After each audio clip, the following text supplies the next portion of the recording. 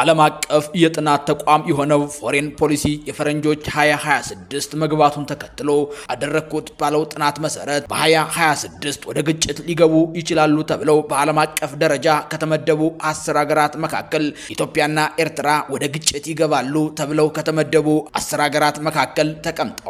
አክሎም ጥናቱ የዓለም አቀፍ ማህበረሰቡ በአስቸኳይ ጣልቃ እንዲገባ ጦርነቱ ከተጀመረ ቀጠናዊ ጦርነት እንደሚሆንም አመላክቷል።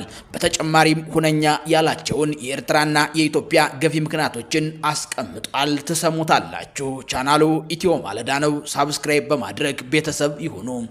የኢትዮጵያና የኤርትራን ውጥረት በ2026 ሊከሰቱ ይችላሉ ተብለው ከሚሰጉ 10 ግጭቶች ተርታም ተመድበዋል። ፎሬን ፖሊሲ መጽሔት በኢትዮጵያና በኤርትራ መካከል እየበረታ የመጣው ዲፕሎማሲያዊና ወታደራዊ ውጥረት በፈረንጆች አቆጣጠር በ2026 ሊፈጠሩ ይችላሉ ተብለው ከሚሰጉና ትኩረት ሊሰጣቸው ከሚገቡ ኢትዮጵያና ኤርትራ አንዱ ናቸው ሲል አስነበዋል። በሁለቱ ጎረቤት ሀገራት መካከል ሊቀሰቀስ የሚችለው ግጭት መላው የአፍሪካን ቀንድ ወደ መጠነ ሰፊ ጦርነት ሊዘፍቀው እንደሚችልም አመላክቷል። መጽሔቱ በዘገባው ባለፉት ወራት በአዲስ አበባና በአስመራ መካከል የሚሰነዘሩ የቃላት ጦርነቶችና ክሶች የጦርነት ስጋትን ከፍ አድርገውታል ያለ ሲሆን ስጋቱ እየጨመረ የመጣው የዓለም አቀፍ ማህበረሰብ ትኩረቱን በሌሎች ቀውሶች በተለይም በሱዳን ጦርነት ላይ ባደረገበት ወቅት መሆኑን ይገልጻል። ጠቅላይ ሚኒስትር አብይ አህመድ ኤርትራ በኢትዮጵያ ውስጥ የሚንቀሳቀሱ ጸረ መንግስታት ታጣቂዎችን ታሰለጥናለች፣ ትጥቅም ታቀብላለች በማለት ሲከሱ፣ የኤርትራ ባለስልጣናት ደግሞ ኢትዮጵያን እንደ ጠባጫሪ እንደሚፈርጇትም ዘገባው ያትታለኝ። በተጨማሪ ጠቅላይ ሚኒስትሩ ኢትዮጵያ የባህር በር ለማግኘት ያላትን ፍላጎት በይፋ መግለጻቸው ኤርትራ ነፃነቷን ከማግኘቷ በፊት ኢትዮጵያ ስትጠቀምባቸው በነበሩት ወደቦች ላይ ጥቃት ሊሰነዘር ይችላል የሚል ስጋት እንዲያድርባት ሆኗል ሲል ፎሬን ፖሊሲ በመጽሔቱ አስነብቦታል።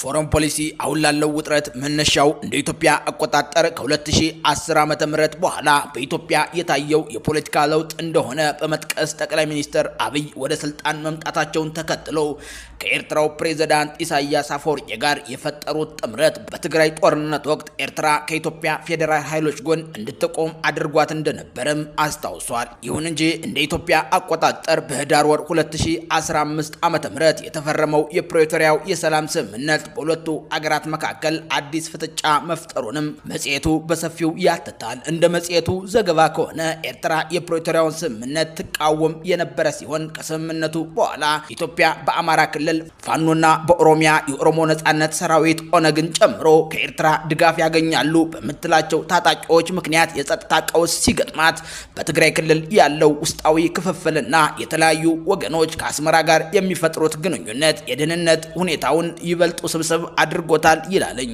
ሁለቱም ሀገራት ከትግራይ ጦርነት በኋላ ከፍተኛ ሁኔታ ትጥቅ እያከማቹ መሆናቸውን ያመላከተው ዘገባው አዲስ ጦርነት ቢቀሰቀስ የሱዳን ኃይሎች የአካባቢ ታጣቂዎችንና ቀጠናዊ ተዋናይን በመሳብ ጉዳዩን ወደ ሰፊ ቀጠናዊ ቀውስ ሊቀይረው እንደሚችልም ተንታኞች አስጠንቅቀዋል።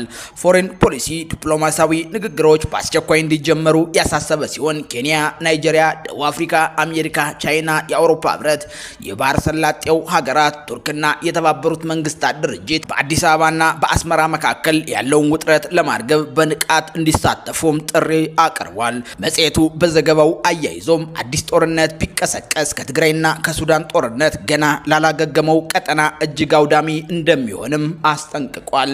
ቻናሉ ኢትዮ ማለዳ ነበር። ሳብስክራይብ በማድረግ ቤተሰብ ይሁኑ። ለዛሬው በዚህ ቆየን።